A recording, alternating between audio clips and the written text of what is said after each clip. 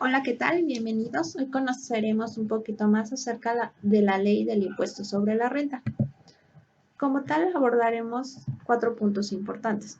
El primero de ellos es su definición, los antecedentes que tiene esta ley, la estructura, así como cuáles son algunas de las principales modificaciones en este año 2020. Bueno, para iniciar, ¿qué es la ley del impuesto sobre la renta? Esta la entendemos como que es un ordenamiento jurídico que establece la obligación de las personas físicas y morales, tanto nacionales como extranjeras, al pago de este impuesto, que es un impuesto directo sobre la ganancia obtenida, es decir, por la diferencia entre el ingreso y las deducciones autorizadas obtenidas en un ejercicio fiscal. Bueno, en este pequeño mapa conceptual les presento de manera más detallada lo que es la ley del impuesto sobre la renta. Como podemos observar, dice que se fundamenta en el artículo 31, fracción cuarta de nuestra Constitución, pues establece la contribución al gasto público, esto de manera equitativa y proporcional, que dispongan las leyes. Ahora bien, es un ordenamiento jurídico,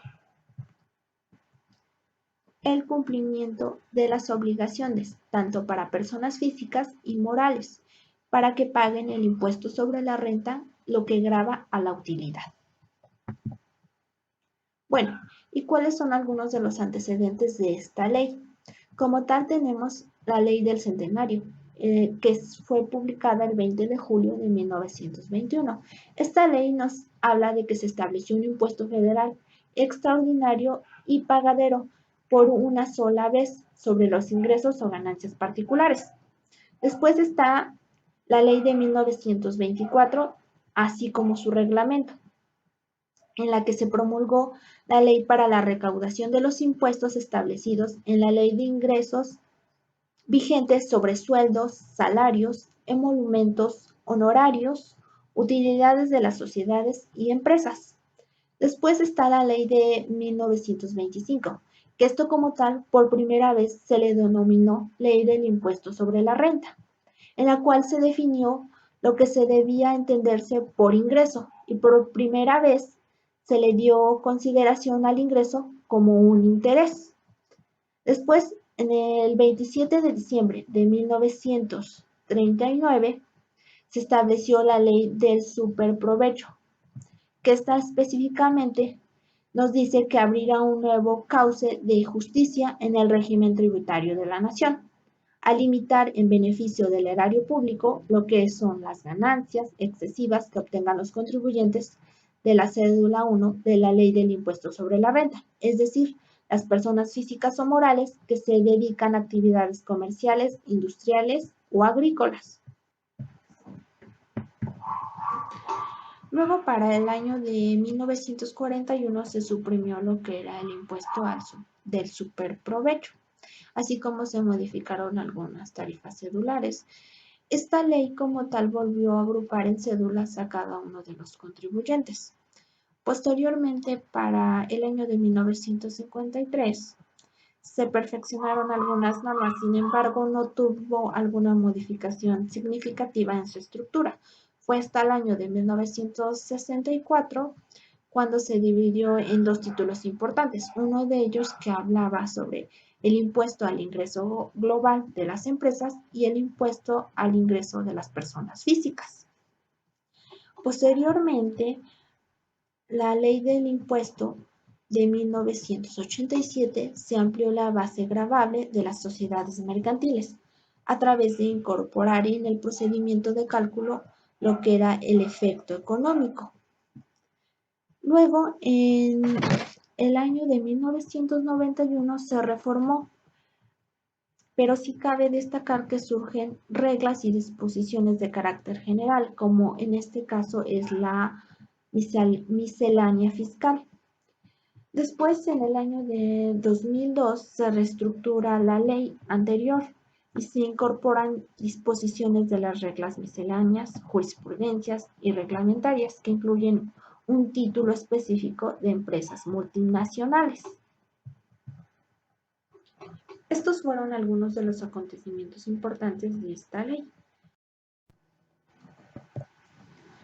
La estructura de esta ley del impuesto al valor agregado se divide en 7 títulos importantes. El primero es de las disposiciones generales. Este nos habla en general de las personas que están sujetas al pago de este impuesto, también de algunas definiciones como lo es el establecimiento permanente.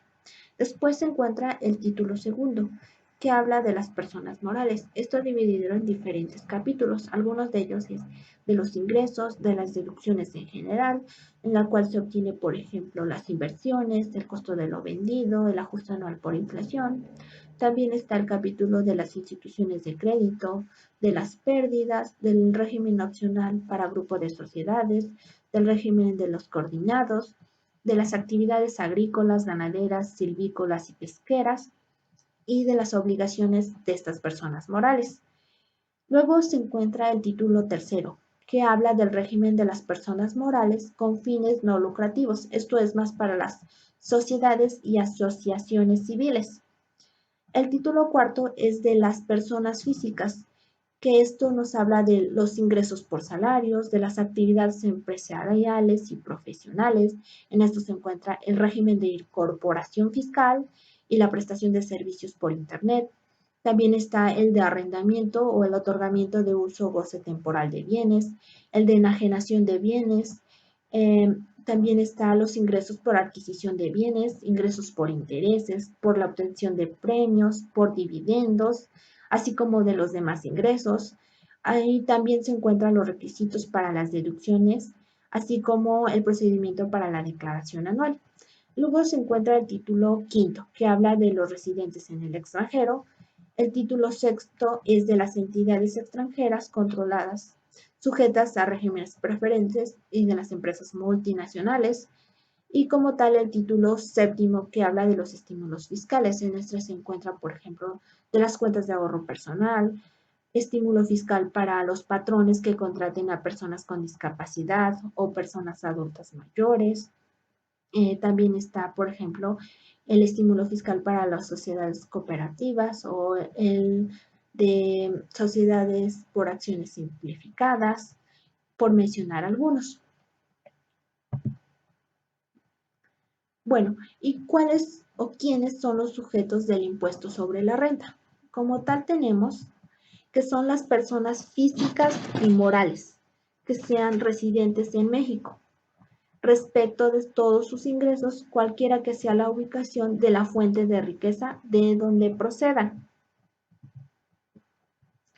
También a los residentes en el extranjero con establecimiento permanente en nuestro país y los residentes en el extranjero respecto de los ingresos procedentes de fuentes de riqueza que estén situadas en nuestro territorio nacional. Esto como tal lo encontramos en el artículo primero de esta ley. Bueno, ¿y cuáles son algunas de las principales modificaciones que sufrió en este 2020? Como tal, la primera la tenemos en el artículo 2, que es una modificación en parte a la definición de establecimiento permanente, que en aquellos casos en que las personas distintas a los agentes independientes actúen por cuenta de un residente en el extranjero, así como la realización de actividades preparatorias o auxiliares como excepción a dicho concepto.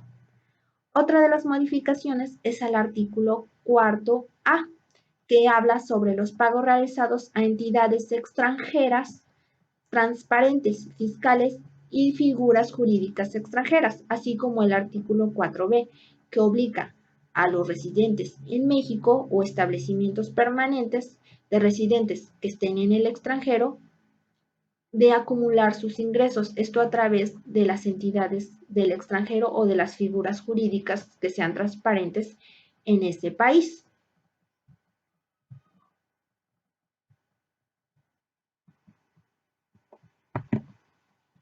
Bueno, también tenemos la modificación al artículo 74b, el cual nos dice que se otorgará una reducción del 30% de ISR determinado a las personas morales que estén constituidas totalmente por ejidatarios y comuneros o ejidos, esto de conformidad con la ley agraria, y que tengan la intención de comercializar o industrializar productos del sector primario.